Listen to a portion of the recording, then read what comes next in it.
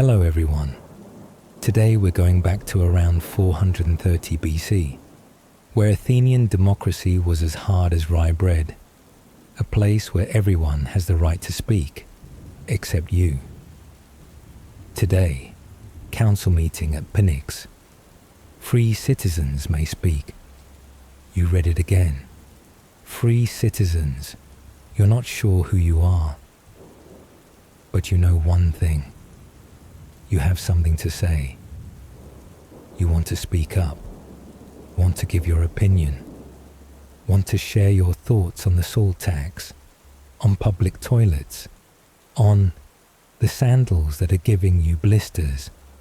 And you imagine standing in front of the crowd, the sun shining like a halo, everyone silent. You raise your voice, but you forget. This is Athens.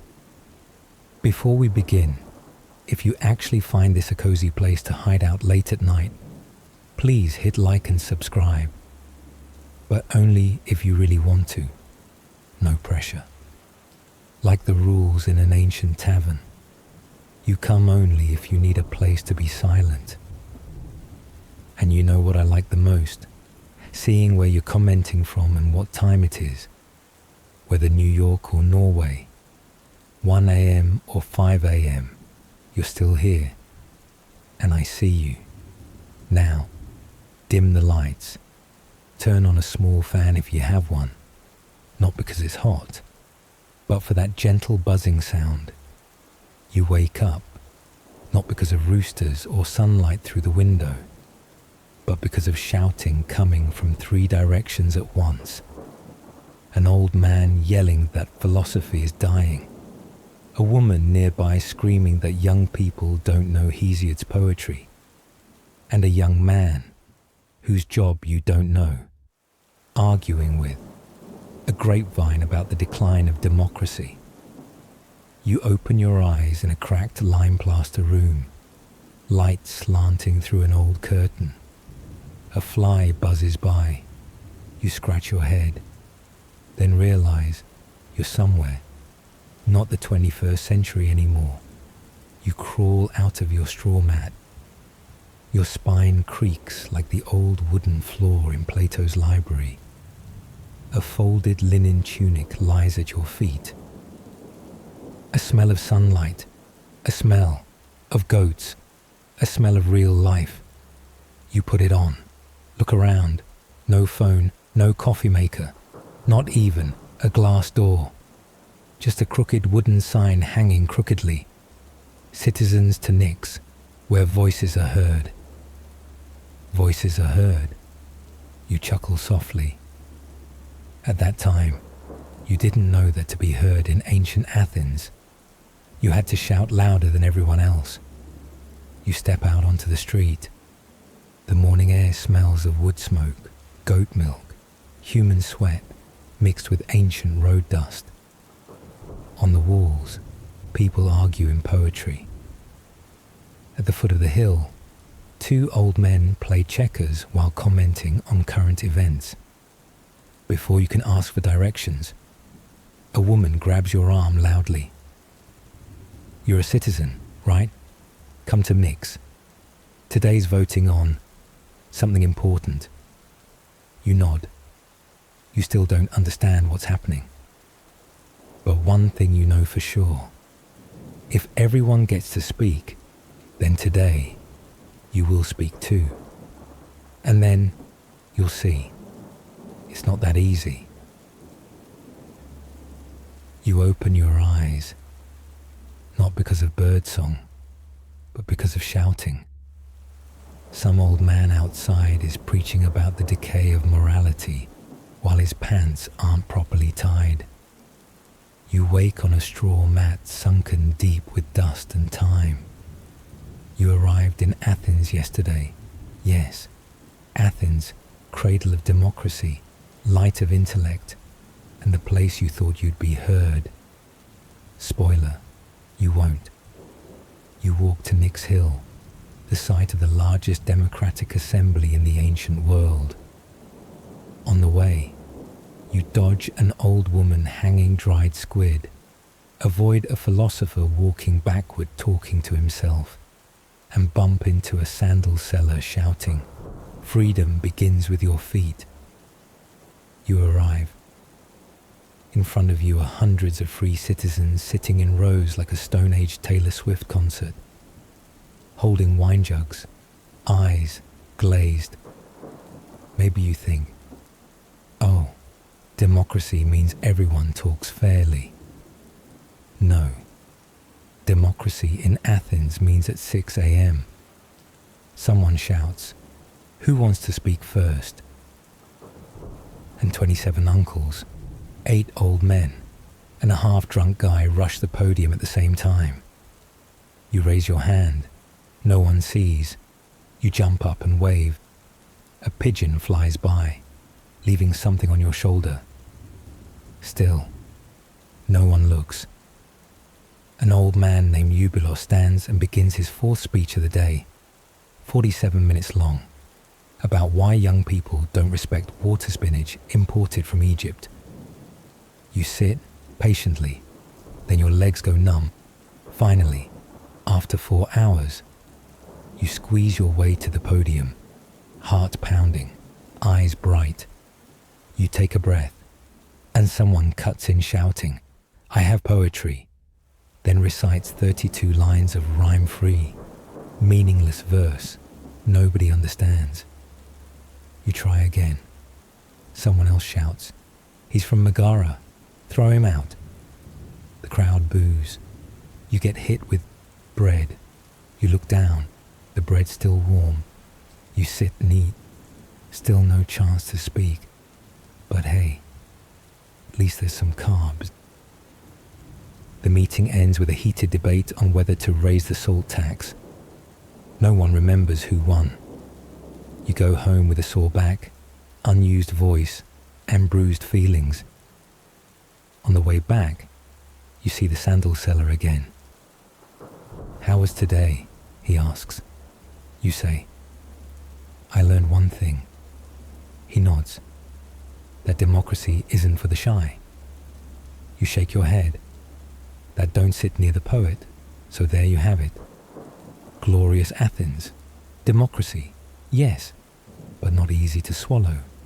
Everyone has the right to speak, but to be heard, you have to shout loud or bring bread. Now you can close your eyes. Imagine lying in the shade of Nix Hill.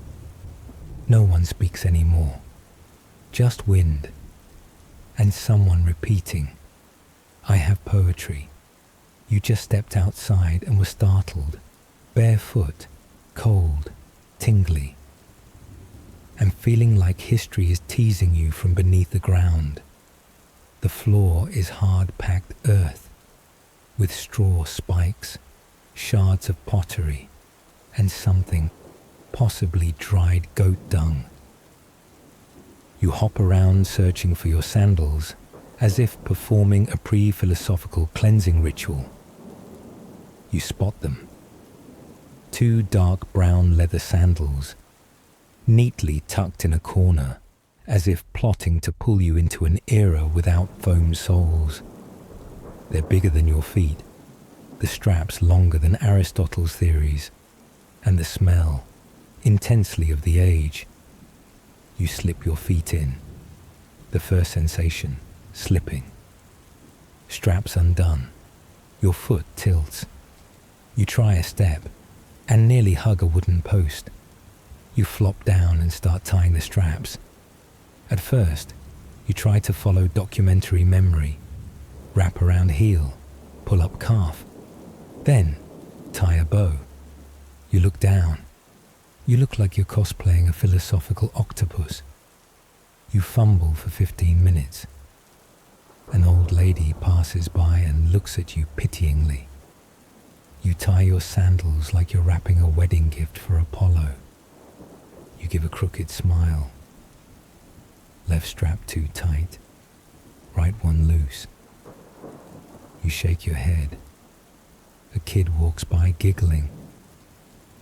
You feel your pride drop to the ground, next to the sandal sole. Then, An old man sitting on the porch lays out some other sandals and says, "Yours?" You nod awkwardly. He pulls you close and starts an unsolicited lecture. How you tie your straps reflects your social class. Straps wrapped from below, you're Plato student. Straps wrapped from above, you're a wine cellar. Diagonal straps, dangerous, likely from Sparta. Then he hands you an old strap. Tie this on. To have stance.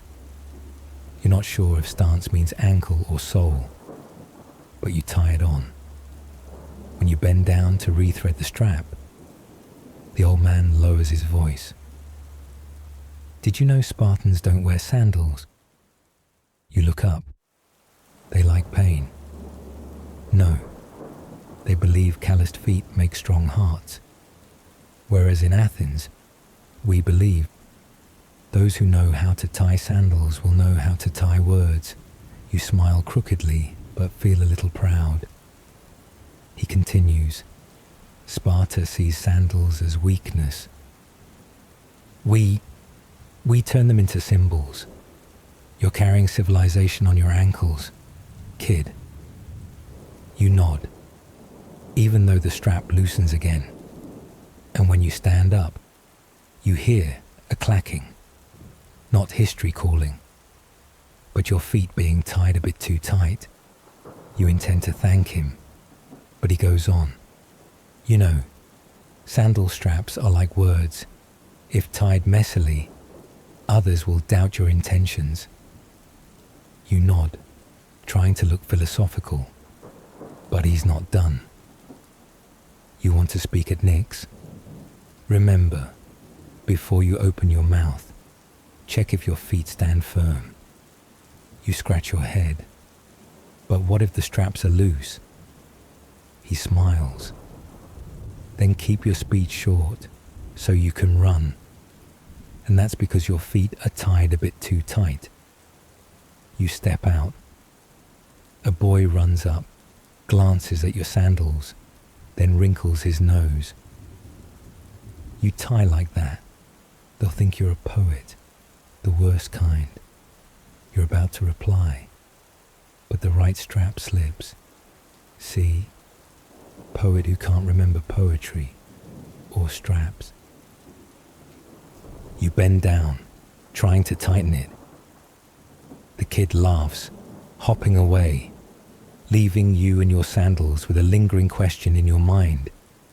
Have I been insulted? Or is this a new citizen initiation ritual? Every step is a struggle between keeping posture and balance. You look like you just joined a Dionysian rite while attending military school. But you're determined. You think no one can stop a free citizen if he has sandals with enough straps. And so you continue walking toward Nick's Hill.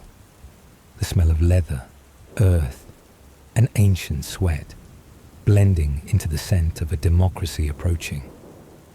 You're not sure you'll get to speak, but at least you will walk there like a true Athenian on blistered feet, full of ideals. The road up to Nick's Hill isn't paved with marble. No soundtrack, no gentle lighting like in documentaries. Just dust, rubble, and the sweat of many idealists. You weave through the crowd, a hunched potter, a teenager with a birdcage, and an old woman carrying bread, cursing politicians. No one has time for talk. Everyone climbs. You thought the climb would be like an Olympic parade, just missing wreaths and sacred torches. But after 20 stone steps and 3 near butt slips, you realize this is not a glory event. It's Athenian democracy sport. Everyone competes, no one wins, and the prize is standing. You think you're approaching democracy, but step by step, you feel yourself shrinking. Each stone step is not only tall, it's a reminder you came late. After generations shouting into the wind, after seasons of meetings where people argue only to forget what they once agreed on, you pass a cracked stone pedestal, once home to Athena's statue. Now only 2 stone feet remain. Someone once carved into the base. Listening is also a kind of courage. You pause for a few seconds, then get pushed on. Someone runs past, breathing like a scorpion with its nose squeezed. Hurry up. If you're not here before the speaker opens his mouth, all that's left is sitting on a tree root. You don't quite get the tree part, but you clearly understand, sitting and hearing nothing. You try to keep up, but your left sandal starts wheezing like the founding father of Athens just woke up. You stumble, fall. The person behind almost steps on your hand. Careful, this is hill climbing, not military tactics. You struggle up. Back hurts. Your heart hurts more. Why are you here? Who invited you to Nyx? Is it idealism, or just fear of being left behind? You step aside to avoid the crowd and see an old man stumble behind you. You want to turn back, but a call from above makes you hesitate. You turn away, then back, then away again. Not because you're indifferent, but because you think, if I don't make it in time, I'll fall anyway. That feeling isn't pleasant. But it's very Athens. You stagger on. The path up the hill is worn not only by footsteps, it's worn by expectations and the quiet disappointment of those who once thought they'd change the world by raising a hand. You reach the top. No victory, no trumpets, no drums, just heavy breathing and the smell of trampled grape cakes. You look up, see people spreading mats and sitting. You smile softly, a smile to hide the fact you're no longer sure what you want to say. You climb to speak, but arriving, you realize you've fallen from what you meant to say. Just in time for the first shout. Hey you, where's the grape cake? Who hid my grape cake? And so, the assembly begins.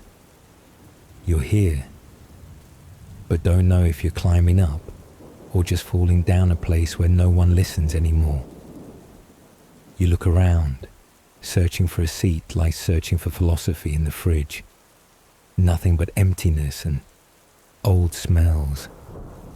Seats aren't assigned. No drawing lots. No VIP area. Just stones. The kind that, if you sit at the wrong angle, will jab right into your sciatic nerve. You pick a small rock on the edge, where the shade is smaller than a grape cake slice. Rumor has it that stone once belonged to a great orator. He died choking on a grape cake during a heated debate. You wonder if the stone holds the old voices or just an uncomfortable seat, and so you sit, butt on stone, facing the sun, soul touching, despair. Around you are all kinds of sounds. Someone arguing over bread prices, another shouting about the war script, and a man practicing speeches by yelling into his belly. The sound is like a dissonant symphony, a high voice on taxes, a low moan about a wife, and a background of post-breakfast burps, unclear if from emotion or indigestion. You think, is this where democracy is made? Then you hear someone loudly say, I oppose because I haven't opposed anything today. You sigh. An old lady beside you turns to you. First time at Nyx. Kid? You nod. Don't worry. You'll learn to speak without thinking, just like the others. You smile.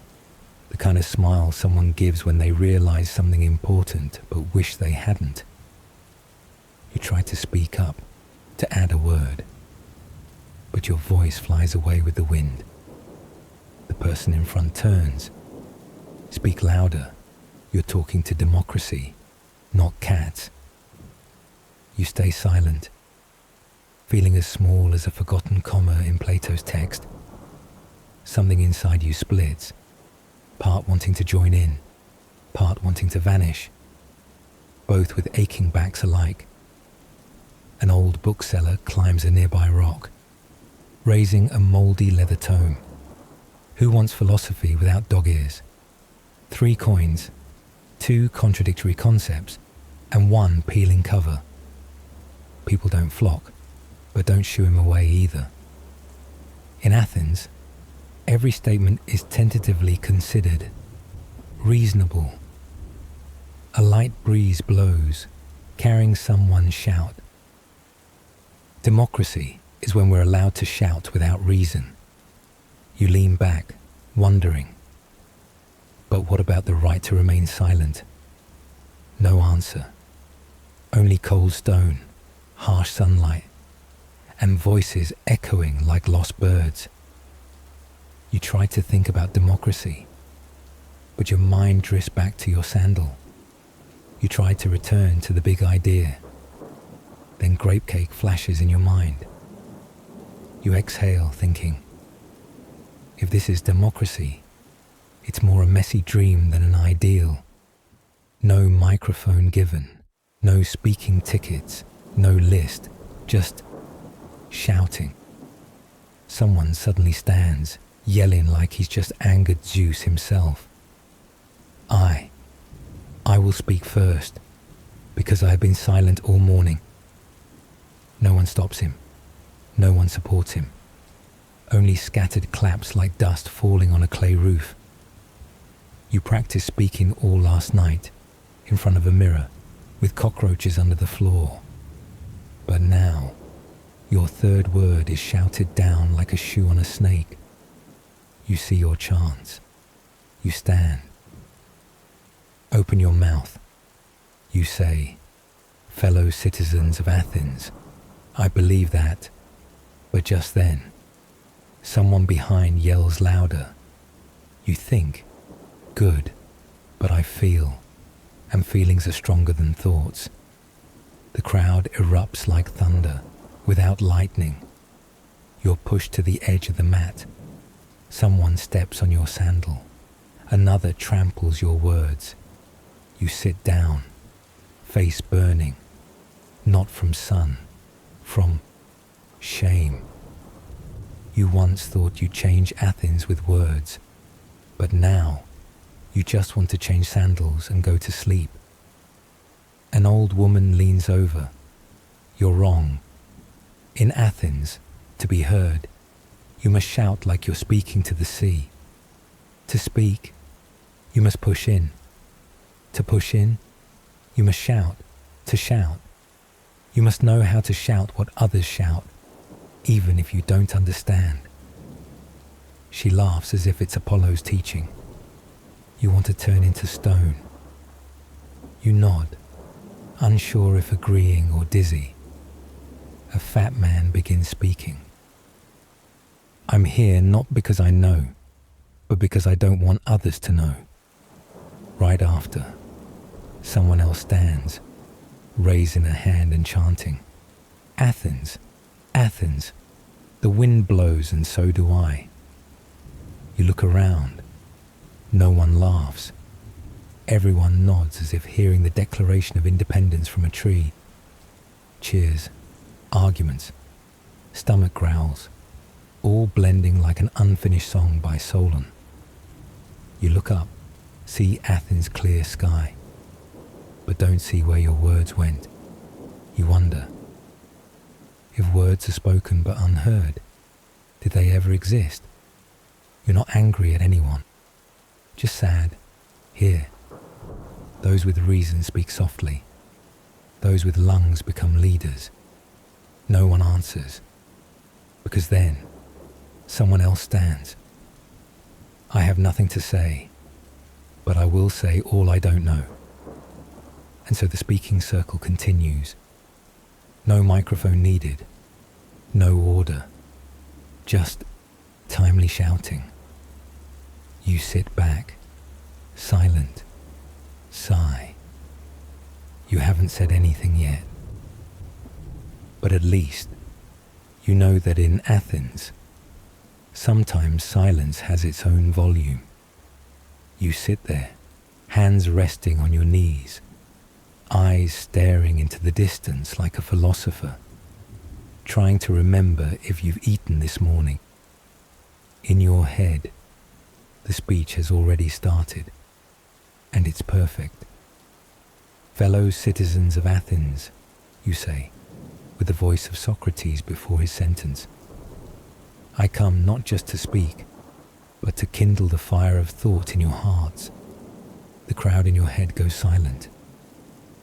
Someone whispers, "This is Socrates reborn." Another nods, seriously taking notes, with a quill and feelings. You've never been listened to like this before. Though all this exists, only inside your head. Someone sheds a tear. Another nods, as if about to nod all the way to the post-Greek era. You continue. This morning I stepped on a sandal and lost half a grape cake, but I'm still here because I believe in Athens. Applause rises like real thunder, except the thunder is also only in your head. We need a democracy not just based on shouting, but based on listening. For if everyone speaks but no one listens, what's that but a theatre without an audience, or a play missing its main character? You pause, right on cue. The wind in your head softly blows through imaginary hair. An imaginary dove flies by, letting out a sound of admiration. You feel yourself flying. No, you're speaking. No, you're dreaming. A shout beside you pulls you out of your dream. Grape cake's here. Whoever hasn't bought one, stop talking politics. You look around.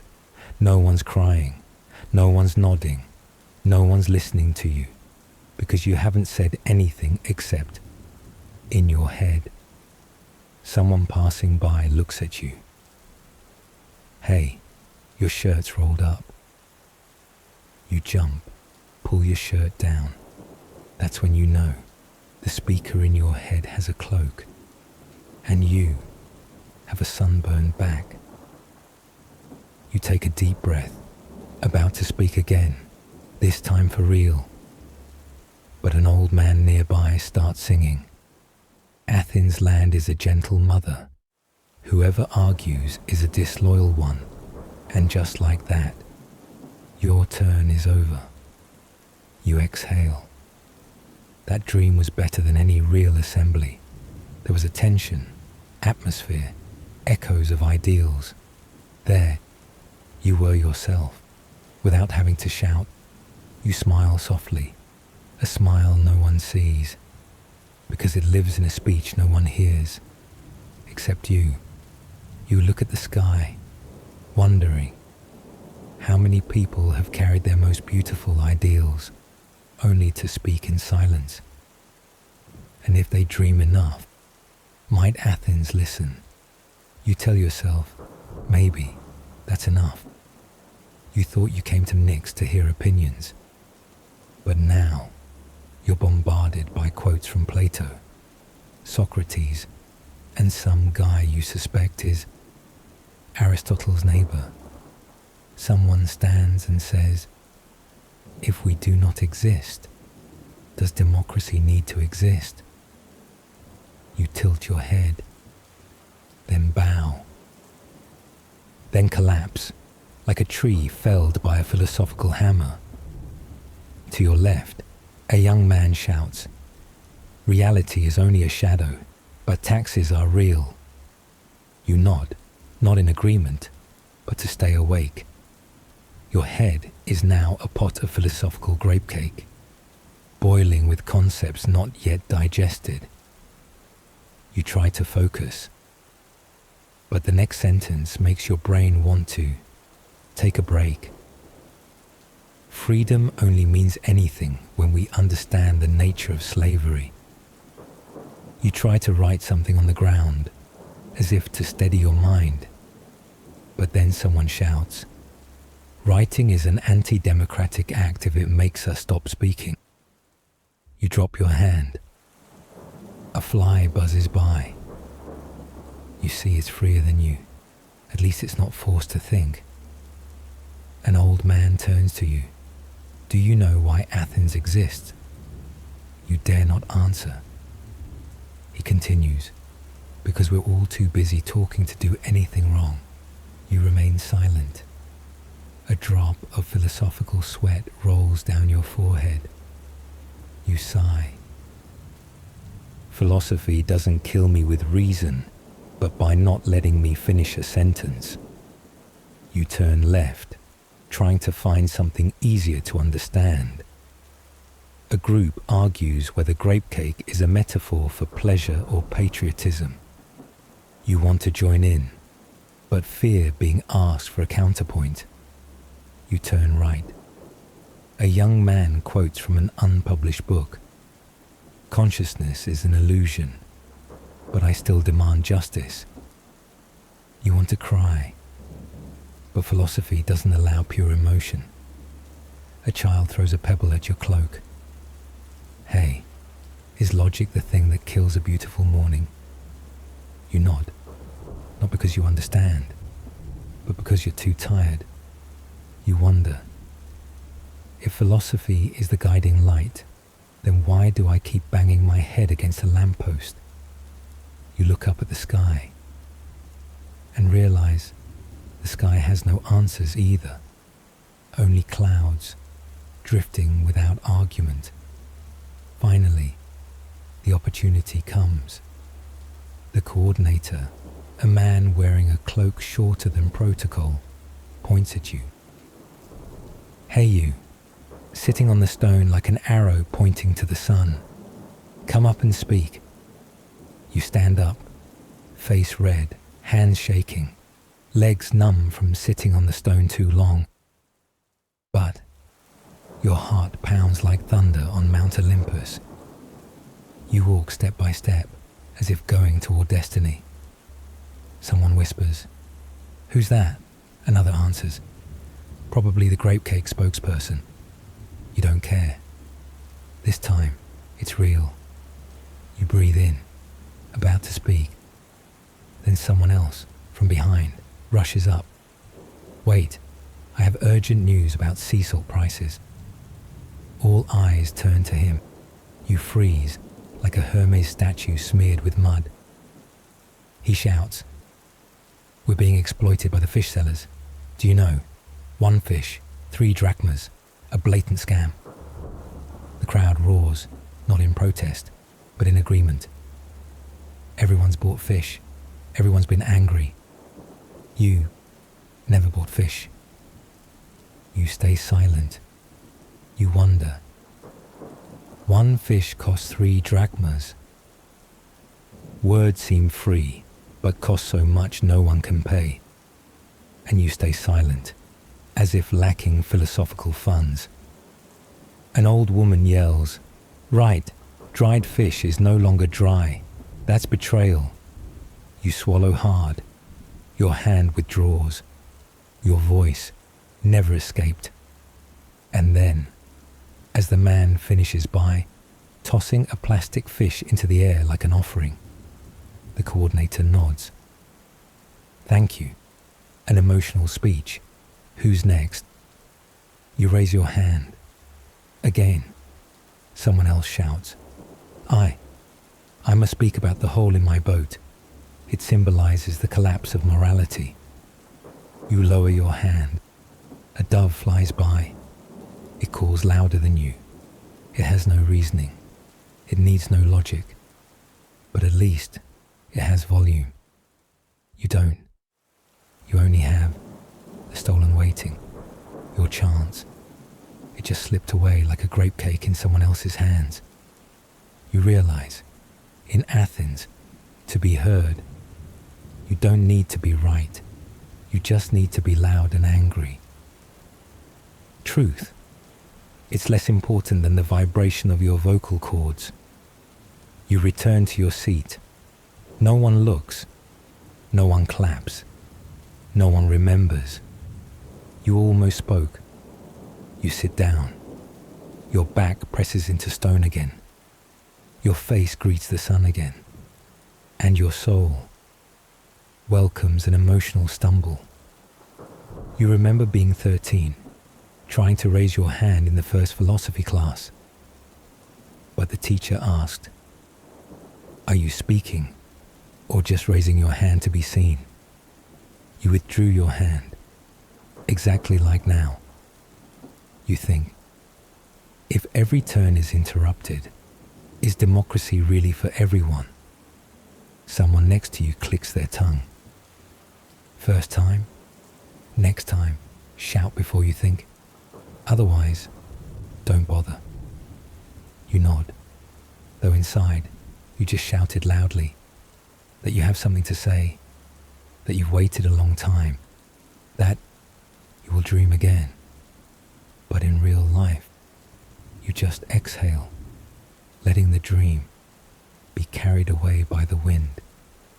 You whisper inside, maybe democracy isn't lost because everyone gets to speak, but because no one listens when someone else starts talking. And that is a tragedy needing no myth to be great. You once thought you were strong, not the sword-wielding hero type, but the inner kind. Someone with ideals, someone who believed in their own voice. Now you look back, not in the mirror, but in memory. You see an older version of yourself, with brighter eyes, straighter back. That one asks, "We're still trying, right?" You don't answer, because you're not sure anymore. But now, you're sitting on stone, under the sun, hearing others live for you. Applause sounds, not for you. Loud laughter, also not because of you. You sit there like a flagpole without wind, not waving, not torn, not glorious, just standing silently, waiting for a righteous wind that perhaps never meant to blow your way. Standing still, waiting to be seen, but forgotten. You begin to doubt. Am I not good enough? Or is this whole system not designed for someone like me? You don't hate anyone, but you feel tired, not from the steep climb to Nix, but from the journey inside your collapsing heart. A cheer erupts at a good speech. You smile softly, a smile like the last one left of your faith. You remember when you were small, believing if you tried hard enough, you'd be heard someday. Now you understand. Listening is a privilege, and sometimes it's not for me.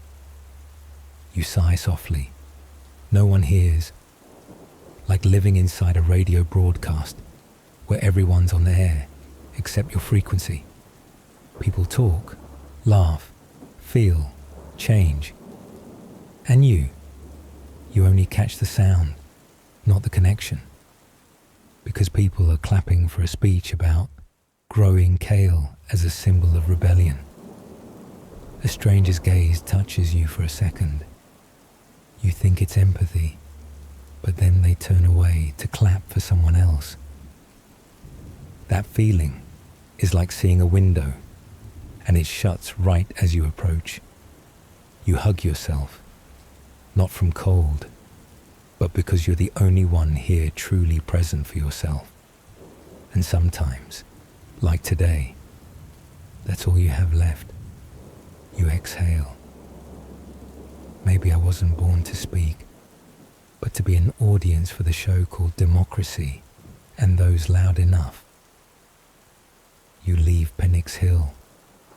Your heart still aches. Your legs want to walk, but your soul wants to disappear. You don't go home. You go to bathe. In Athens, the public bath is where all social classes collide, literally. A small space, steam thick like almond milk, and a smell, a mix of sweat, olive oil, and fast-track philosophy. Here, every sentence slips away as fast as a bar of soap. Everyone starts with "I think," but ends with "I'm wet." No one remembers who spoke first or last. Only foam, and a strange feeling. Freedom up to your neck. Literally. A naked man to your right lectures on freedom. One on your left talks about vegetable prices. A boy holding a bucket calmly asks, "Why don't clouds fall to the ground?" You, who stayed silent at the assembly, are now drowned in sound. No one asks your opinion, but everyone talks to you. You become the unwilling audience of an oil and soap TED Talk. At Nix Hill, you wait your turn like a citizen. Here, you're bombarded with philosophical questions while scrubbing your knees. There, you fear not being heard.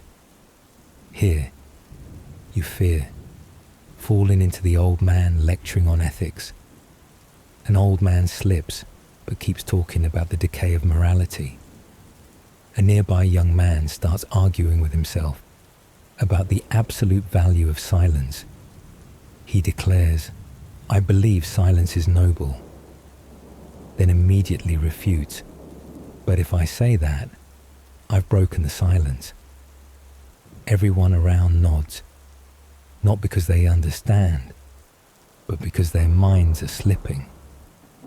An old lady in the corner declares, "The assembly is the stage. The bath is the backstage. You sit in the hot water. No one notices you're not okay. And maybe because of that, you breathe easier. Not because of the heat, but because here, no one expects you to say anything profound. Just don't take up space and don't fall on anyone. That's enough." Just then, a seemingly famous figure enters, wearing nothing but a string of goatskin bracelets and reputation. Someone whispers, "That's Menon, the one who asked Socrates about ethics and sprayed water in his face." You exhale, unsure whether to feel honored or need a helmet. You think, maybe this is where true democracy happens, where everyone gets to speak, though no one hears clearly. You smile, for the first time today, then clench your mouth, because someone just splashed water on your head and said, "Hey, you there, what do you think about slavery?" You look up. The ceiling is full of steam, old stone walls, shattered sounds echoing like in a cave. You answer, "I'm still thinking." And for the first time, no one interrupts you. No one cuts in, because they're scrubbing their heels. In Athens, you realize the place where people are most naked is where they are most real. And if democracy is the voice of humanity, then sometimes it rings clearest when your hands are still full of soap bubbles. When night falls on Athens, the smell of olive oil still on your hands, you can't sleep, not from hunger, not from fear, but because your mind is still debating. A long argument with only one side. You wander on the stone-paved street, moonlight spreading on the ground like ink stains. And then you see him, an old man with hair like dry roots, ragged clothes like an unfinished manuscript of a god. He sits leaning against the old wall near the agora, eyes closed, hands resting on his knees as if meditating. Beside him is a wooden bowl, old, misshapen, and empty. He picks it up, turning it as if reading fate from its cracks. People usually put bread in it, but this bowl taught me more when it was empty, because it taught me to wait. You hesitate. Can I sit with you? He doesn't open his eyes, just slightly tilts his head. Do you carry silence with you? You nod. Good. Then we can start talking. You sit beside him, and no one speaks for 5 minutes. A gentle breeze, the sound of sandals slapping in the distance, the smell of wood fire from a tavern. Then he speaks. How did you find today's assembly? You smile softly. No one listened to me. No one let me speak. He opens his eyes, his gaze deep like water. That's philosophy's first lesson. No one owes you their attention. You choke up. So, should I stop? He shakes his head. No. That's lesson 2. Speaking is to know you still exist, not to get applause. A cat passes by, rubbing against his hand, then yours. You pet it, feeling your mind untangle. He continues. I once was invited to speak. I was so nervous I said democracy wrong, said vinegar instead. People called me the old vinegar man for 3 years. But because of that, I learned shame won't kill you, but silence might. He tells you about his youth, once living near Plato's house, but never invited inside. I used to eavesdrop on Socrates, not because I wasn't invited, but because I thought I wasn't worthy. Later, I understood. Worthiness isn't given by others. You look at the sky, not very bright, but still there. You ask softly. If no one listens, is a voice still a voice? He answers. That question, I asked too. And still, no one has answered. Not very bright, but still there. He looks at you softly, then says, Athens is like an ancient vase I once held. A crack makes it unable to hold water.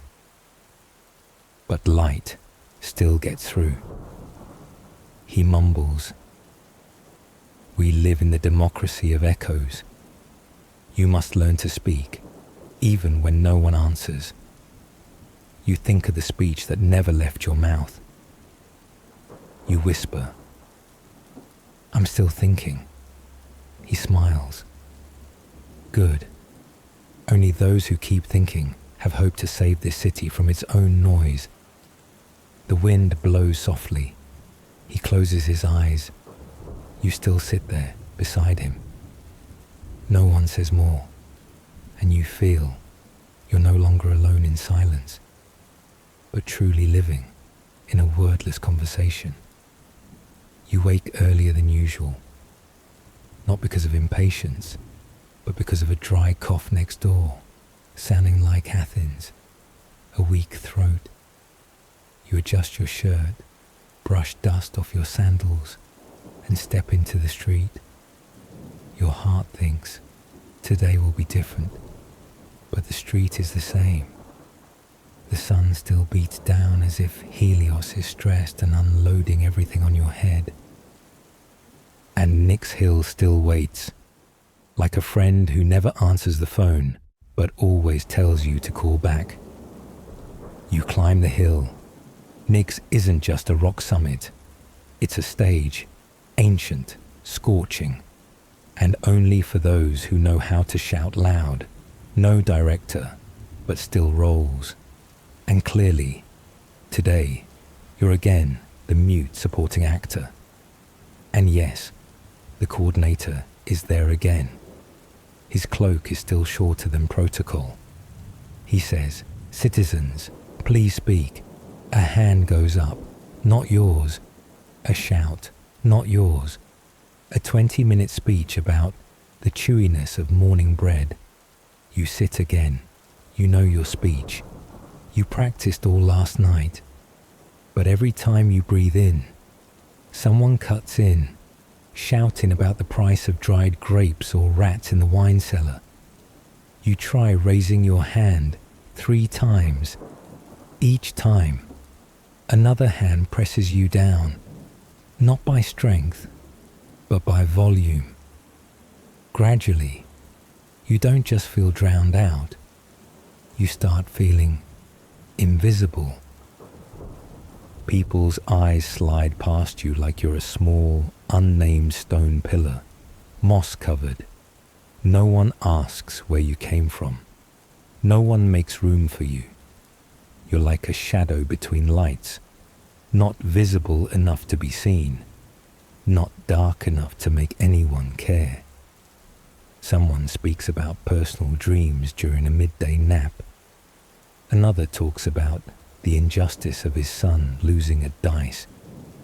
You smile bitterly. Maybe tomorrow I'll speak about being overshadowed while speaking. The crowd laughs, but not because of you, because someone just slipped while talking about philosophy and fell. And you still sit there. You think, I used to hope to be heard. Now I only hope to say one sentence. You reach into your pocket, take out a small shard of pottery, a broken corner of an old water jar. You brought it from the last assembly. No one knows why. Maybe because it's empty. Like you. You pull out a piece of charcoal. Write on it what you plan to say today. I am an Athenian citizen. I have opinions about food distribution and lunch breaks. I think a quiet voice is still a voice. You hold the pottery tightly, not to throw, but to remember. You withdraw your hand again, because today is just like yesterday. Because today is just like yesterday. You say nothing, and no one knows you ever wanted to speak. You exhale, not from tiredness, but acceptance. You look up at the sky. It's still blue, but says nothing. Like you. Before standing up, you suddenly remember the first time you stepped onto Nick's Hill. Back then, you were young. Hair not yet sunburned. Hands not yet rejected 3 times in one session. And your heart still believed a good idea alone would be heard. You once stood in the crowd, heart pounding like festival drums. Thought that just saying honored citizens would make all of Athens silently listen. But time passed, and silence was not something Athens gave you, but something you put on yourself. Before stepping down, you close your eyes, just for a second, and in that blink, you dream of standing in the assembly. No one speaks, no interruptions, no whispers. Just you, alone, with the only sentence, I have something to say, and they nod. The whole Nick's Hill nods. Then you wake, still hot stone, still blazing sun, and you stand up again and hope. Next time, when someone is silent like you today, you will be the first to invite them to speak. You plan to go home, but your feet lead you back to the cobblestone path behind the agora, where cracked stone pillars whisper more than the assembly ever could. There, you meet him. No one knows his name. They call him the corner keeper. No speeches, no pushing. just sitting, always sitting, under the shade of an olive tree older than Athens itself. That olive tree is more than shade. It's a witness. It has seen hundreds of speeches drift away like dust in the sun. It heard everything, both the praised words and those cut off midway. Every fallen leaf is a forgotten idea. But the roots remember. You once thought he was lost out of time. Sometimes you guessed, maybe he was once an orator, standing atop Nyx and shaking the hill with his voice, or maybe a philosopher, forgotten, for saying what no one dared.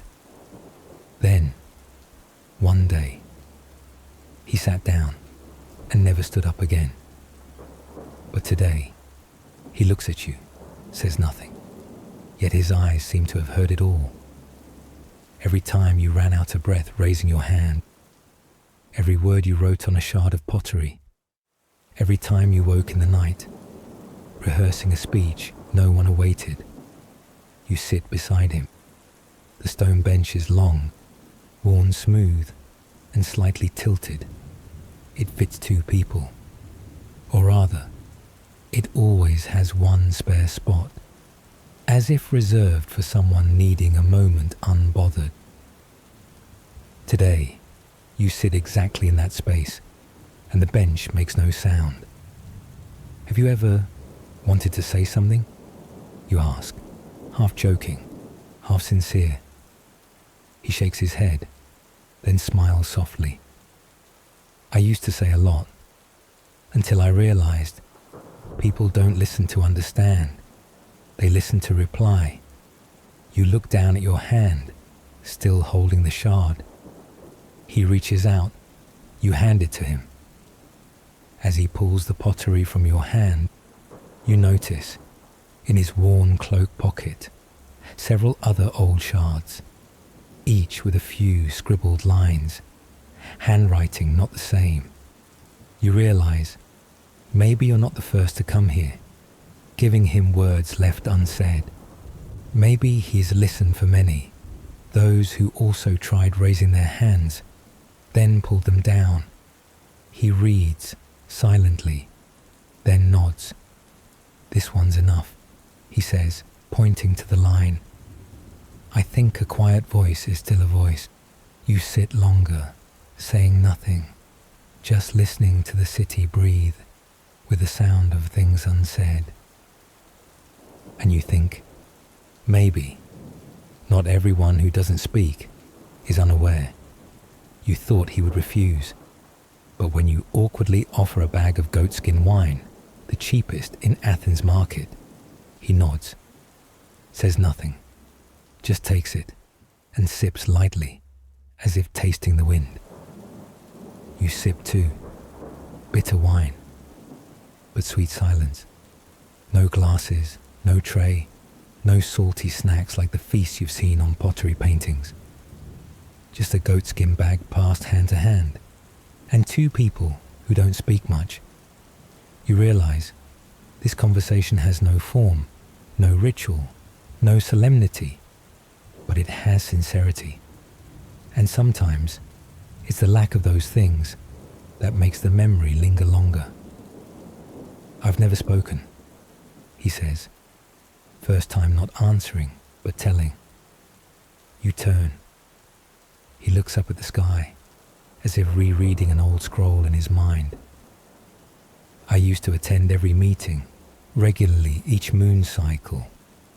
I had opinions. I wrote them down. I memorized.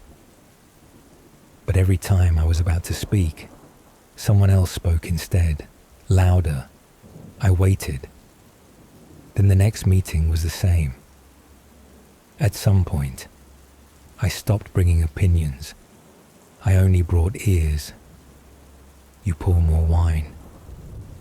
This time he smiles, a rare crease on his sun-weathered face.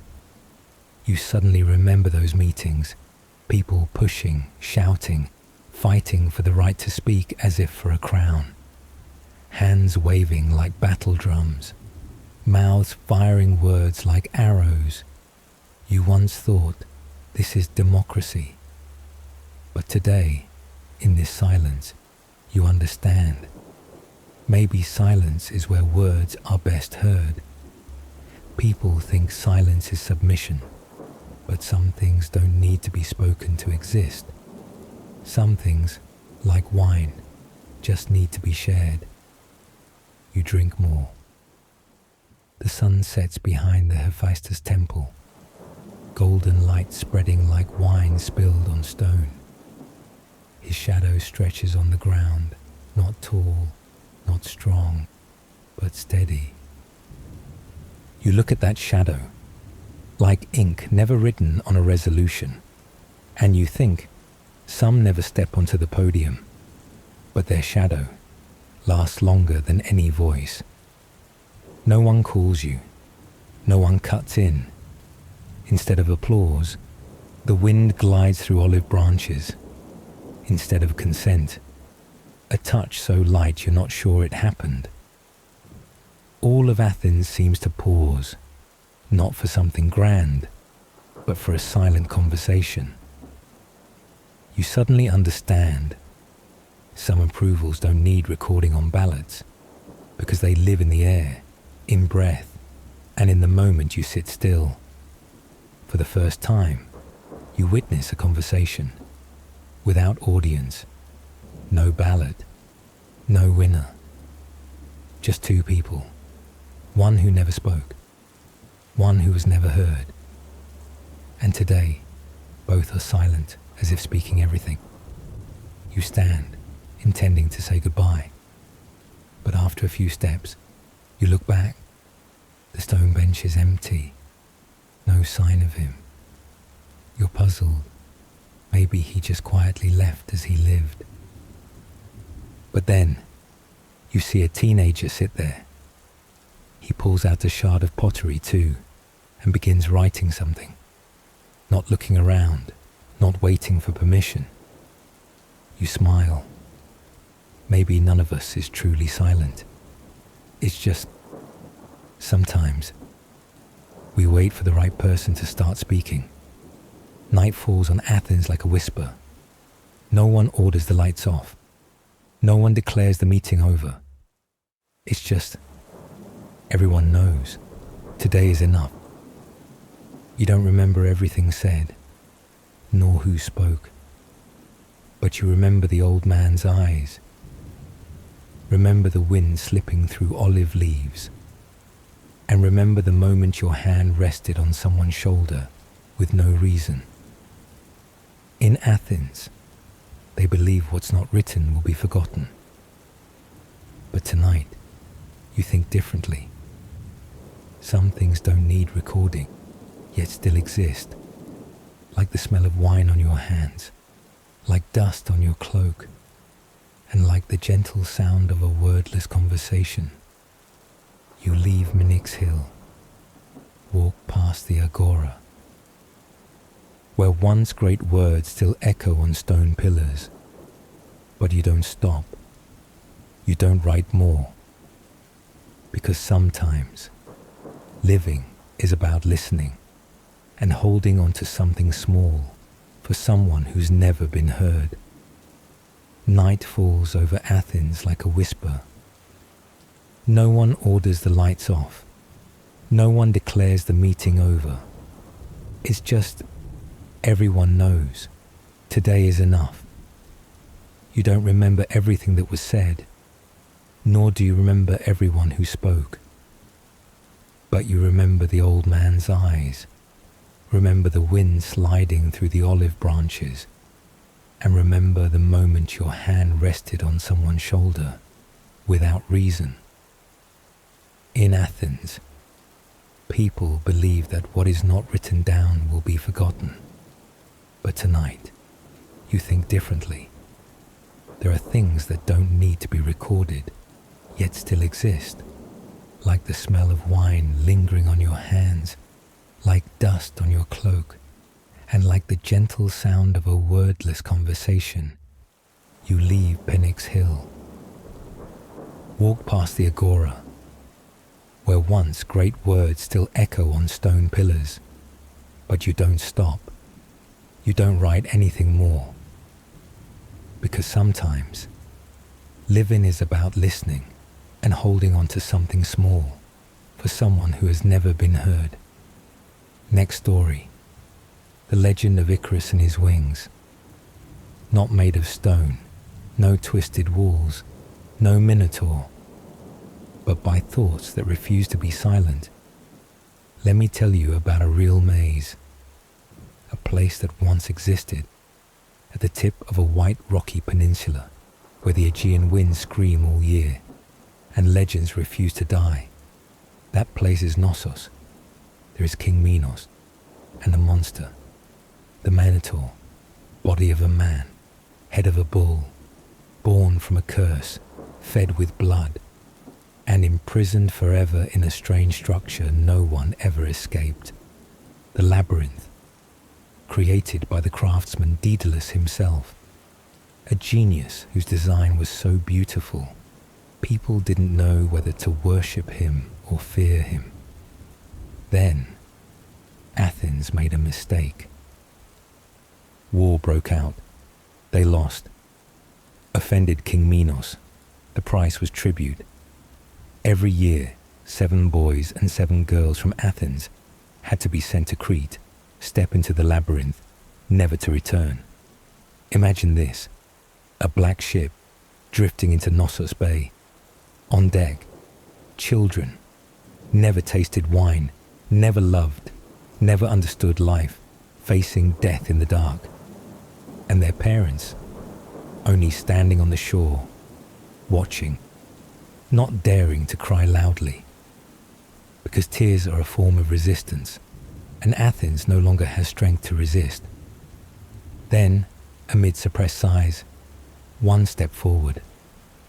Theseus, Prince of Athens, not the oldest nor the best, but the one who refused to bow. Theseus wore no armor, no army, only a sword, and a question: why has no one killed that monster? They called him crazy. They begged him to stay. And Aegeus, his father, just held his son's hand, saying nothing. But Theseus looked at the maze and saw not a structure. He saw cowardice, he saw legalized cruelty, and saw a chance to do the right thing.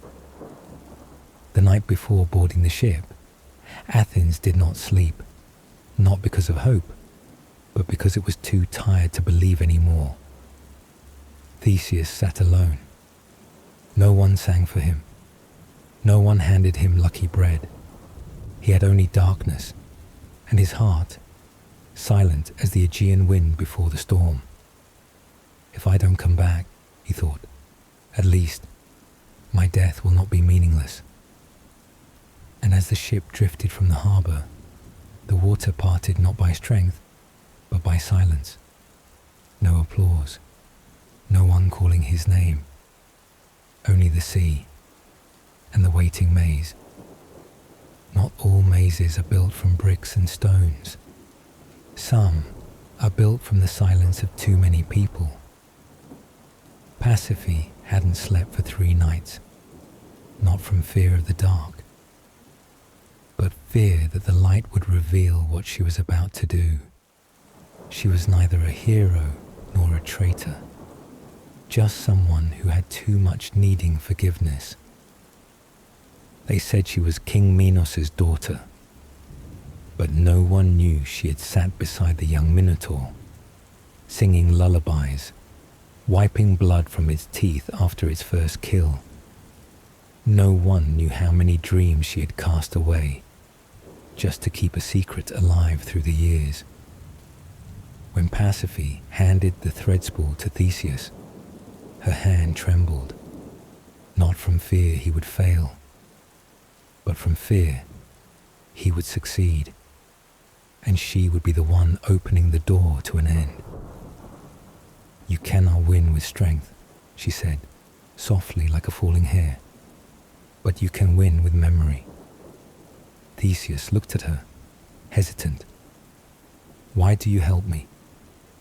Pasiphae didn't answer at once. She turned, looking toward the maze where moonlight did not reach. "Because I have kept silence too long. Because if you die today, someone else will take your place tomorrow. And because I no longer want to be a gatekeeper for death." Theseus gripped the thread spool tightly, not from fear, but because for the first time he knew he was not alone. Theseus stepped onto Crete like a shadow.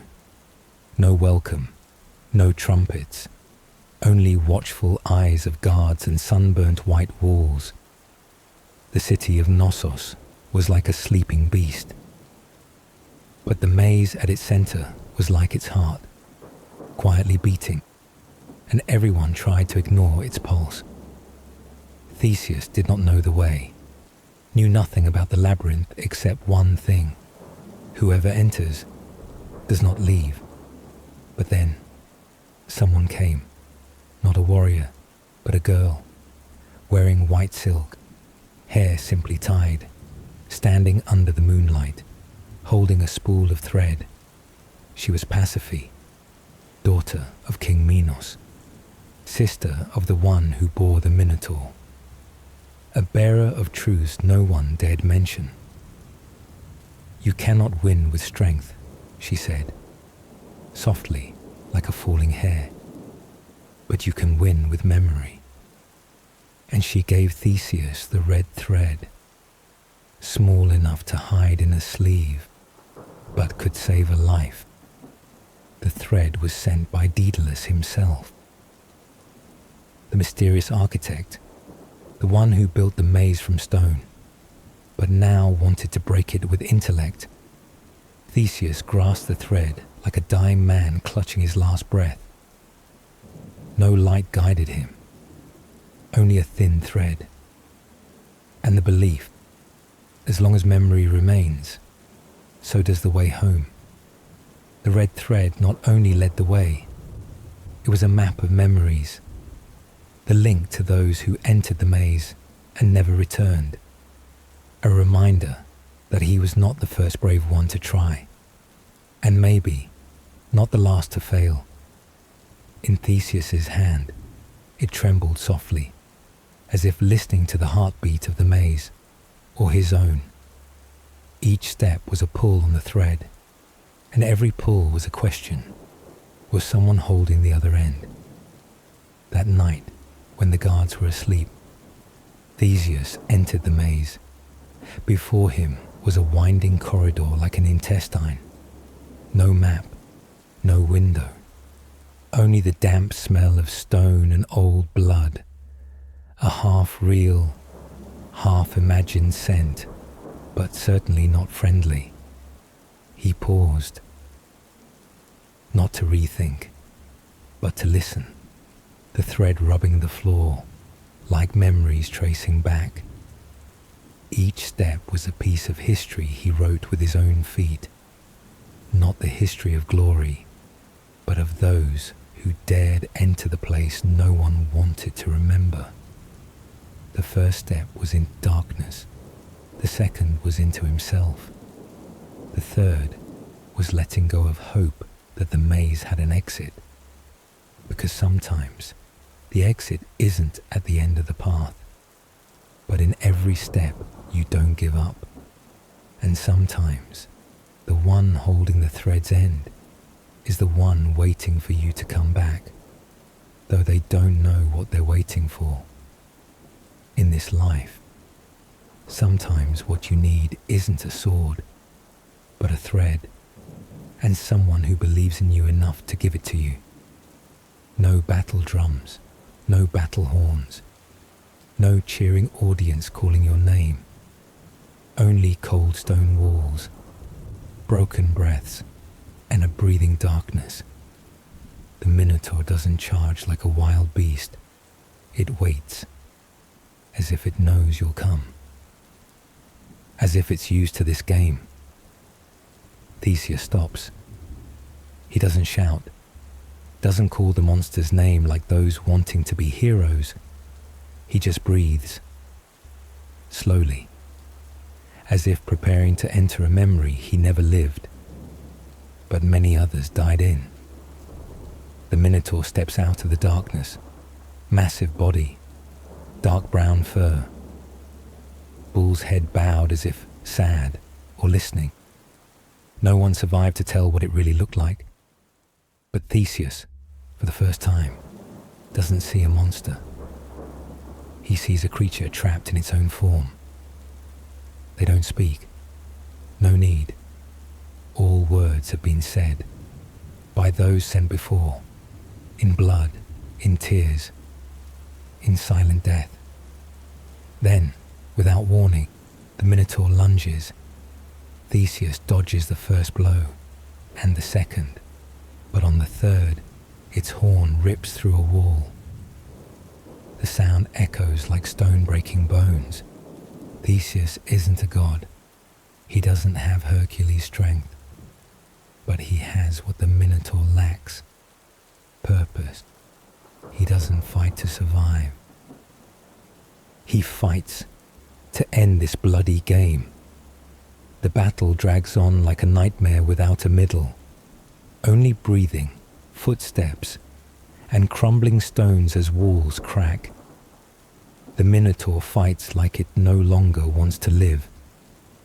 Theseus blocks like if he falls, no one will rise again. Finally, when the sword sinks deep into the monster's chest, it doesn't roar, it only breathes deeply, as if grateful. Theseus kneels beside it, not for victory, but because he doesn't know what to say to a creature never heard. He leans down and suddenly sees himself reflected in the beast's cloudy eyes. Not a clear image, but something hauntingly familiar. A gaze, not from a dying beast, but from a part of himself, accustomed to isolation, to being misunderstood, to fighting alone. Theseus shivers, because in that moment, he's not sure if he killed the Minotaur, or just killed the hidden deformity inside his own heart. In its final seconds, the Minotaur doesn't look at him as an enemy. Its eyes are cloudy, but strangely, there's something like relief, as if it had waited for this a long time. Not death, but a look without disgust, without fear, without hatred.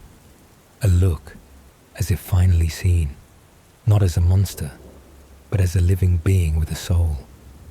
No witnesses, no one to paint that battle. Only the thread still trailing behind him, and blood soaking into the stone. The blood doesn't spread, it soaks, drop by drop, line by line, into the ancient cracks of the labyrinth's floor, as if the maze is drinking it, not out of hunger, but to remember, as if every battle, every death here, leaves an indelible mark. No one wipes away that blood, and so it becomes part of the wall, part of a history never told in words. Theseus looks down and wonders, did he just kill a monster, or just close a curse? He clenches the red thread in his hand. Then it twitches lightly, once, as if someone holds the other end, or as if the labyrinth itself is breathing. Theseus stands still. The maze says nothing, but the thread trembles once more. Not wind, not an earthquake, but like a call, a signal, a wordless question. Do you still remember the way? It was a fight without spectators, but it changed everything. The labyrinth doesn't collapse. No explosion. No rock falls to block the path.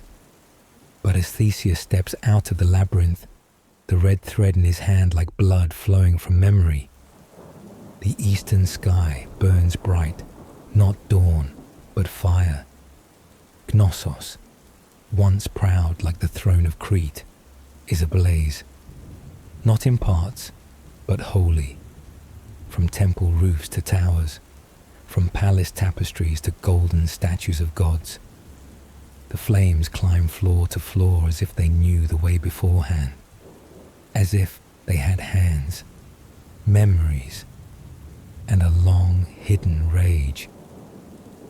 Pasiphae stands on a rocky ledge, not far from the maze, neither fleeing nor panicked.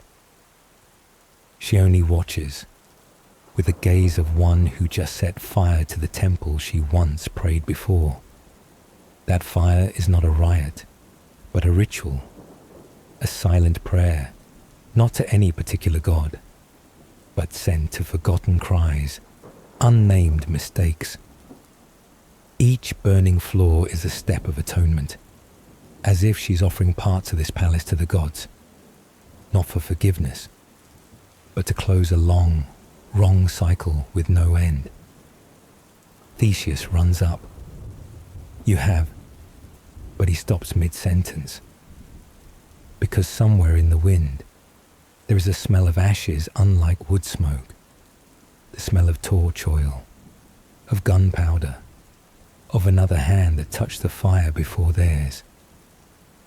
Pasiphae turns, as if understanding his thoughts. Maybe it wasn't just me. They look toward the maze, where a large stone falls at that moment, as if confirming it. Maybe Daedalus, maybe a traitorous soldier, or the labyrinth chose to burn itself after its heart stopped beating. Pasiphae neither nods nor shakes her head. She just whispers, "Fire cannot burn memories, but it reminds people that a mistake once was." Theseus wants to say something, but the sea breeze carries ashes into the sky, and in the flickering red light, both are just shadows amid a world losing its former shape. They don't wait for King Minos' return. They don't ask permission. They don't declare victory. They just left. But freedom didn't greet them with music. The sea churned. The wind from Knossos blew against their way, like the island's last hand trying to pull them back. Ashes fell like rain on the water, clinging to hair, skin, tired eyes. Pasiphae coughs from the smoke, and Theseus shields her with the last piece of cloth left that doesn't smell of the maze. They don't flee, rather like being pushed, meter by meter, by the consequences of their own choice. On a small boat, while Knossos burns behind like an unbandaged wound, Theseus looks back one last time. Not to be sure he did right, but to etch this feeling into his heart.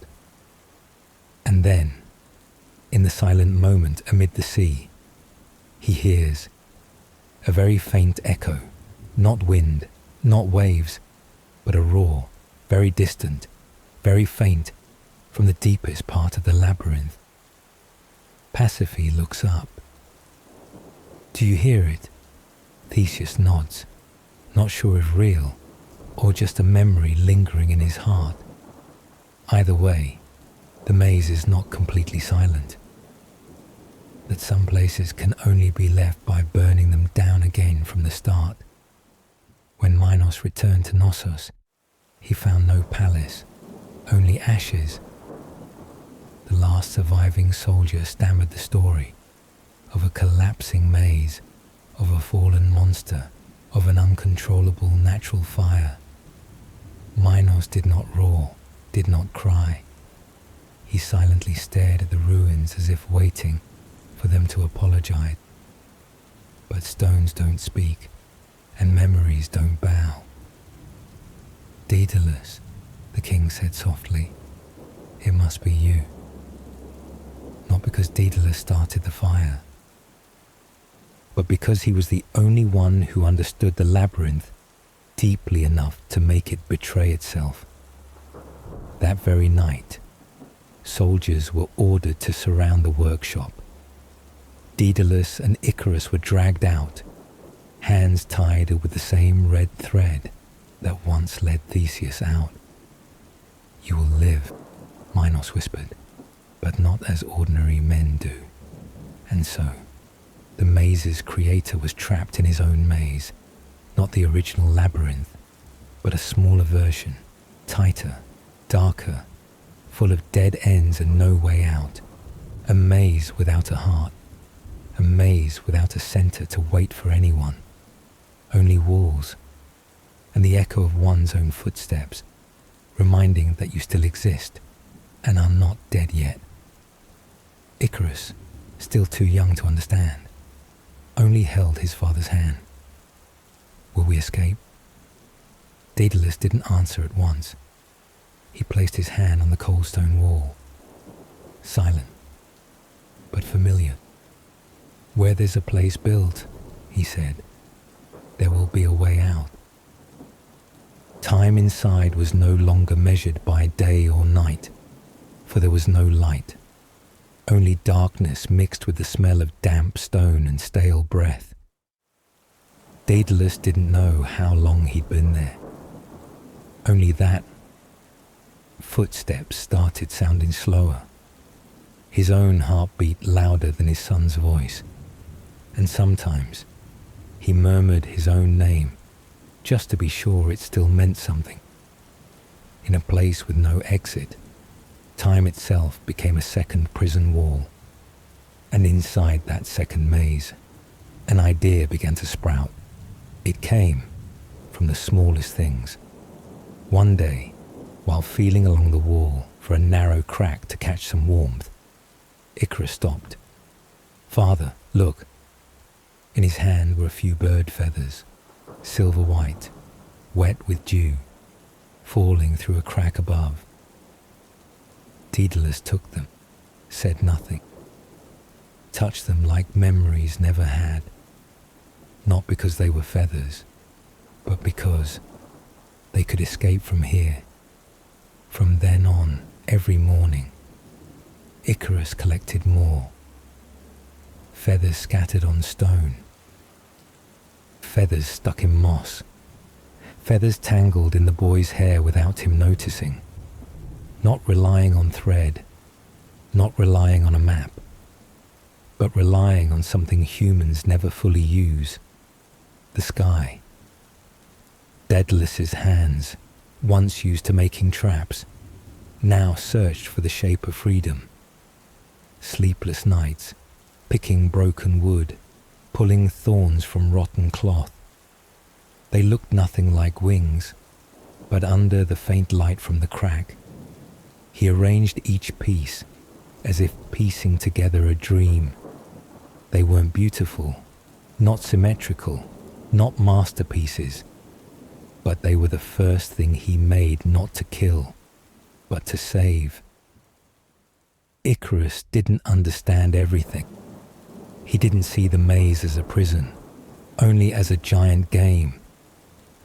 He ran, laughed, hid feathers behind his back, then suddenly showed them like a secret gift.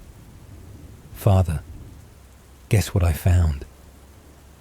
Daedalus laughed for the first time after many silent days. And right then, he knew those wings were not only to escape, but to give his son a memory without walls. Those wings weren't made in a day.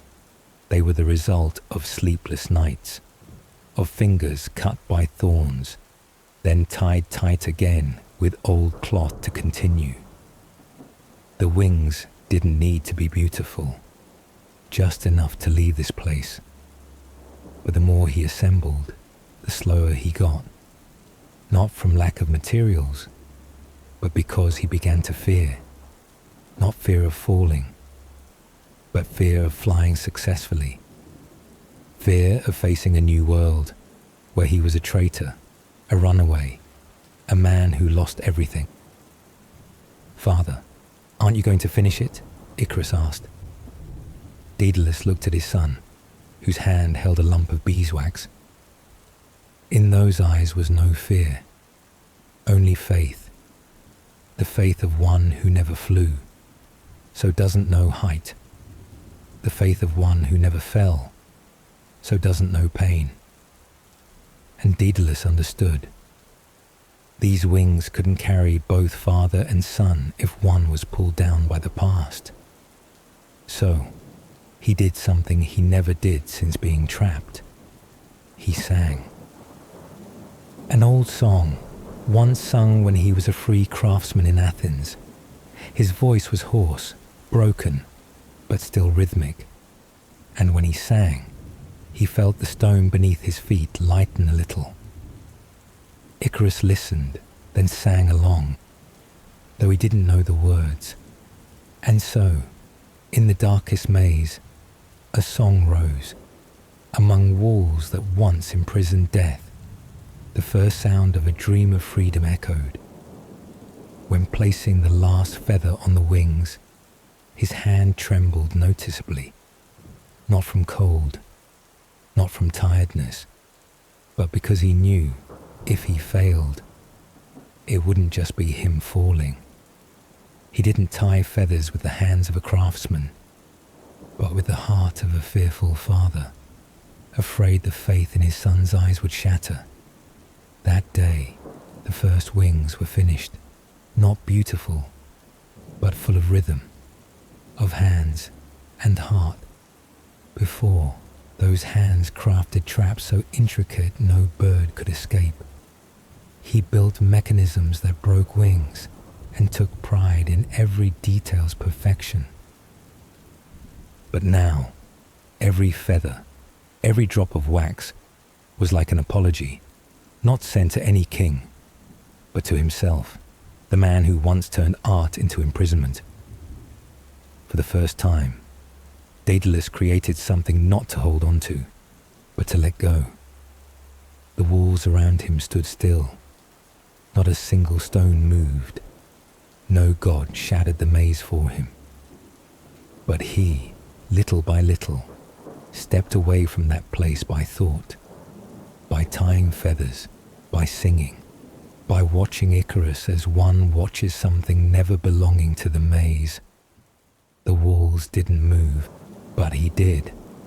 The song he sang, not to soothe, but to remember. Long ago, when he was a child, his mother used to lull him. If you are a tired bird, still fly, because the ground never waits for those who stop flapping. Daedalus didn't understand then, only heard a sad song. Now, as the wings near completion, he finally understands. It's a song for those who know they're afraid, but still fly. A song for those who have no choice except to believe, no applause, no heroic soundtrack. When they leave the labyrinth, there is only the sound of wind. Daedalus takes a light step. Nothing happens. Flying, he suddenly realizes, is not like he imagined. No heroic whistle of wind, no booming drums, no divine light, just a feeling of rupture. As if gravity is forgotten in that moment, as if his body refuses the ground, and at the same time, refuses itself. He does not feel light. He feels strange, like being pulled from a familiar dream and thrown into another, brighter but tremblingly unfamiliar dream. Then once more, wings flutter. His body lifts off the ground, a moment so brief he thinks he imagined it, until a laugh rings behind. "Father, I'm flying." Icarus, light as a leaf, has left the labyrinth before him. His feet barely left the stone floor, but the light in his eyes seemed to touch the sky. Daedalus follows. Not fast, not startled, but with an ancient rhythm, as if those wings had always been part of him. No one chases after them. No one knows they escaped. The world still sleeps, and they fly. Icarus circles his father, shouting and pointing to the islands below. "Father, there's Samos, and Delos, and Lebynthos too." He never learned geography, only heard Daedalus talk while locked up. Now each name turns into real shapes, deep blue, undulating, wider than all imagination. Daedalus says nothing, just flies silently and looks at the world from above. Below them are the roofs of those who never thought anyone flew above. Someone is washing hair. Someone is folding clothes.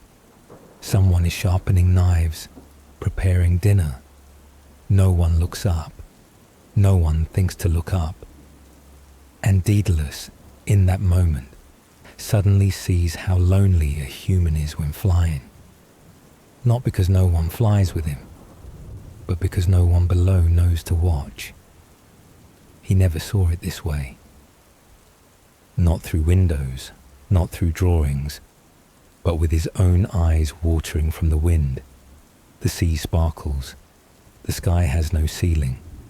The whole world, once a maze, is now spread out like soft fabric. "Father, can we keep flying like this?" Daedalus doesn't answer immediately. He looks at Icarus, the boy whose eyes shine brighter than the sun. Then he says, "No, son, but far enough not to come back." And two small shadows, one seasoned, one young, continue cutting through the layers of air, flying high, flying as if never imprisoned. Icarus begins to fly farther away, not much, just a little each time. But he always flies toward the light. Every time the sun glints on the water, Icarus reaches for it. He laughs loudly, leans, wings fluttering as if racing to touch the light first.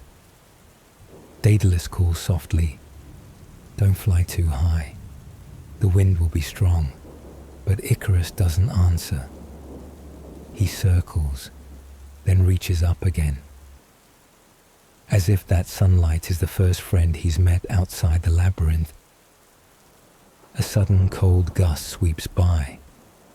Not strong, but enough to sting Daedalus's eyes. Tears streaming unblinked. He's not sure if he's crying or just reacting to the wind. Only knowing something inside his chest just loosened. A strange feeling, being free, yet also losing control. The wind is invisible, but it pulls him back to reality more than any warning. When the sun reaches its peak, the sky becomes so bright it seems only it exists. Icarus stares at that light as if someone is calling his name from there. Not father, not the mainland, but a burning, seductive, and challenging light. He begins to climb higher, at first only a few wing beats above Daedalus. Feathers at the wing edges start to tremble, not from wind, but as a reflex of the wings themselves. The wax warms a bit. No one sees it. No one warns. Only the wings whisper, "Don't." Then a little farther, and a little more. "Come back, Icarus," Daedalus shouts, the wind breaking his voice into pieces. Icarus doesn't hear clearly, or maybe he hears but can't resist. Because above, beyond shimmering clouds, is Helios, the sun god, riding his blazing chariot across the sky. In the imagination of a boy locked in stone all his life, this is nothing short of a miracle. He'd heard people say gods live in the high sky, and the sun, maybe, is a door to Olympus. Maybe, if he flies high enough, brave enough, bright enough, he won't just escape the labyrinth, but step into where the gods wait, not to chase him away, but to say, "We've waited for you a long time." "I want to touch the sun," Icarus shouts, laughing as if he were a god. Daedalus flaps frantically to keep up, and for a moment the sunlight on Icarus's face freezes him, not because he looks like his mother, not because of the radiant smile, but because he sees himself, the first time stepping into Minos's palace. He once looked at glory like that, once thought, if I'm talented, if I'm extraordinary, the gods will recognize. But now, watching his son fly toward that light, Daedalus sees only one thing. Light never knows who it burns, but he is no longer young, no longer fast, and fear weighs heavier on his shoulders. Icarus, no longer a warning. It's a father's voice calling his son across the vast ocean, where not a single bird can bear witness. The sunlight reflects on the wings like gold leaf, but that gold is wax, and wax cannot keep its promise when met by fire.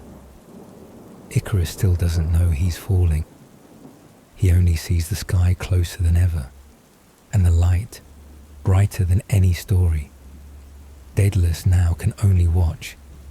Nothing to hold on to, nothing to pull back, nothing to beg for except the sky itself, where Helios rides on, never looking back. Helios is not evil, just a god who does not stop, not out of hate, not out of indifference. Simply because no one ever taught him what to do when a man falls. There was no explosion, no flash of lightning, no ringing bell to warn, just a feather falling, then another, then a long, light streak, like summer snow dissolving in the sky. Daedalus did not see his son fall. He only saw his shadow cast on the sea, carried away by the wind, and when he finally saw the wings lose their shape, he understood. His son's dream never touched the ground. Icarus had flown higher than any human limit. He had laughed in the face of fate, but the sun didn't care, and the ocean didn't ask why. The sea just opened its arms like a mother who promises nothing but always welcomes, then swallowed him without complaint. No ritual, no need for understanding. Daedalus landed nearby, knelt by the shore, his wings broken and crooked. He picked up a piece of wax, feather stuck to it, and placed it on his chest like an upside-down talisman. The wind said nothing. The sun kept moving, and the sea kept Icarus, as if he was born to dissolve there. The sea never returns what it takes. Daedalus knew that. He flew low, eyes dry, calling his son's name as if sound could reverse fate. But nothing surfaced except a few feathers, silent as ashes in the water. No body, no sign, only smooth waves, unmarked, as if no boy ever fell from the sky. The wind still blew, as it had for ages, neither stronger nor weaker, just steady, gliding over the water's surface as if nothing had just broken. No reply, no shudder of the world, just wind moving on. Daedalus tightened the wax piece in his hand. Once a miracle, now just a cold piece of hardened resin, stuck with feathers, dry. It began to chill, no longer soft, no longer a dream, no longer warm. He dared not let go, not out of fear of loss, but fear. It was the last thing holding his son's shape. If there was a funeral for Icarus, there was no music, no eulogy, no farewell. Only evening light, thin as silk, spread over the sea, and a salty streak on his cheek, maybe from the waves, maybe from tears. That was all that remained. A dream once flown. After Icarus's death, Daedalus did not return. No one returns after a falling dream. He flew slowly, not to escape, nor to arrive, just to drift away from memories not yet cooled. The wind no longer lifted him, and those wings, still on his back, felt like a burden. Finally, he stopped on a small island, Sicily, where no one knew him, no one asked. A quiet land, enough for a father who had nothing left to fly with to learn to walk again. Here, Daedalus did not build a house. He built a temple for Apollo, god of light, not because he believed the god would listen, but because he needed that light to keep living without melting away. In that temple, he placed the wings, not hanging high as a trophy, not stored like a treasure. He gently laid them on a stone slab, covered with a white cloth, and withdrew his hand as if touching ashes. Later, people whispered that a strange man lived in the temple, spoke little, but sometimes looked up at the sky as if waiting for someone to fly back. They didn't know those wings once flew.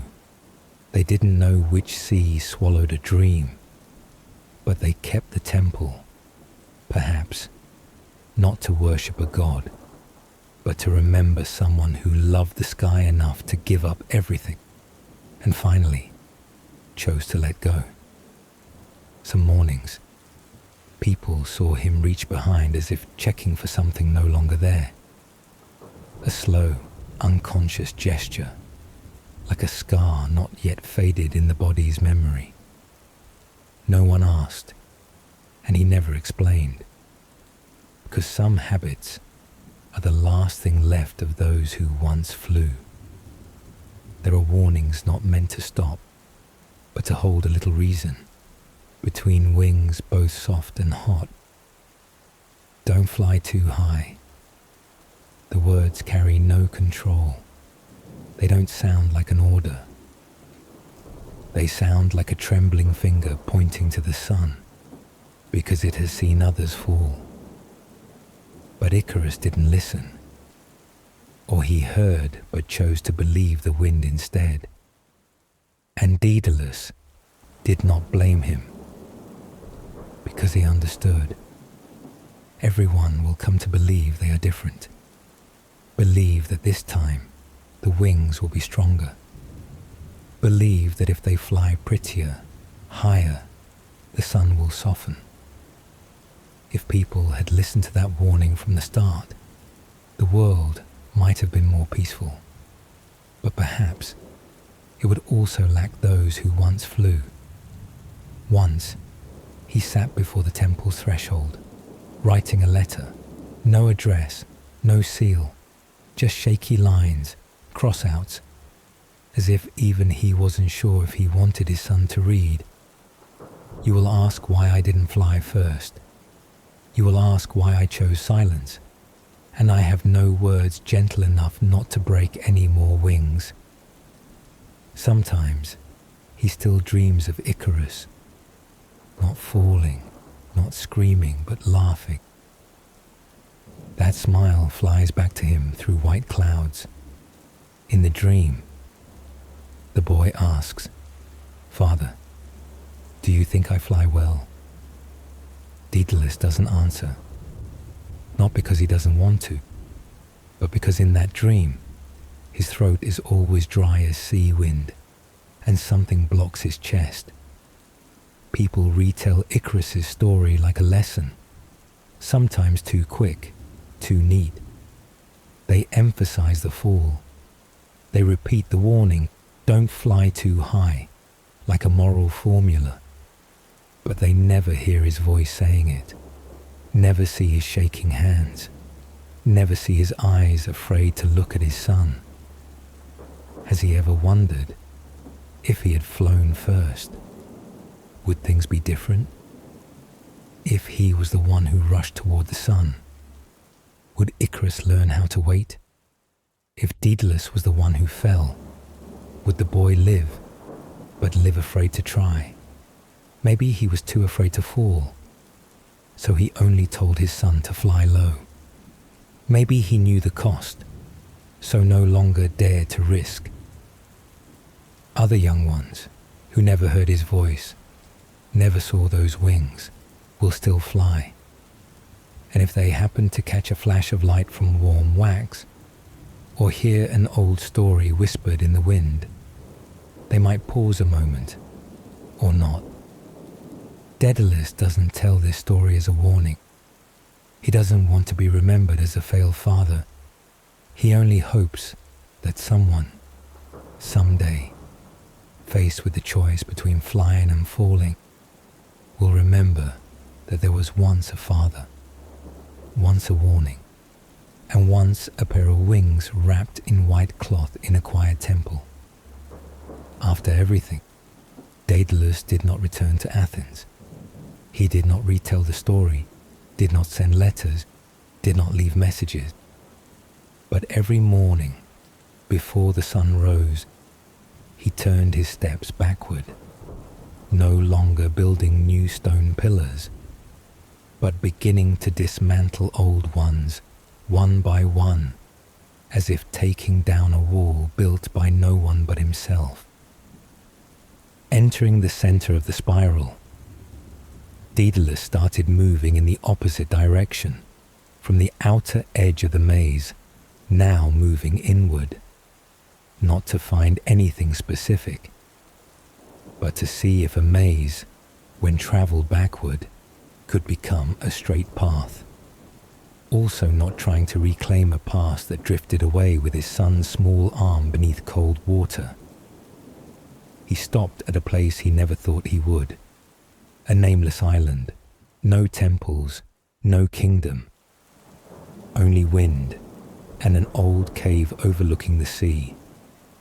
Daedalus lived the rest of his life as if he were dead, but not the death of the body, rather the death of one who no longer needed to run, no longer needed to build mazes, because he himself had become the final maze.